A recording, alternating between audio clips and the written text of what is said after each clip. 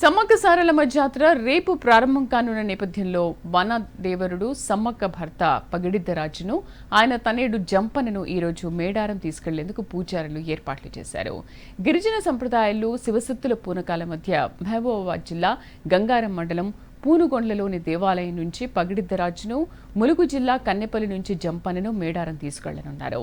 పూనుగొండ్ల సమీపంలోని దేవుడి గుట్ట నుంచి పగిడిద్దరాజును తీసుకొచ్చి దేవాలయంలో ప్రతిష్ఠించారు. శాంతి పూజా కార్యక్రమాల అనంతరం పెన్క వంశీయులు పడగ రూపంలో పగిడిద్దరాజును పెళ్లి కొడుకుగా సిద్ధం చేస్తారు.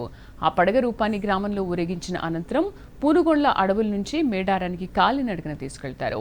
పూజారి జగ్గారావుతో పాటు మరో 10 మంది పూజారులు, పలువురు భక్తులు పగిడిద్దరాజు వెంట బయలుదేరతారు. మధ్యలో గోవిందరావుపేట మండలం కర్లపల్లి లక్ష్మీపురంలోని పెన్క వంశీల వద్ద ఈ రాత్రి విడిది చేస్తారు. రేపు ఉదయాన్నే బయలుదేరి రాత్రి సారాలమ్మ చేరుకునే సమయానికి పగిడిద్దరాజును మేడారం గద్దెకు చేరుస్తామని ప్రధాన పూజారులు తెలిపారు.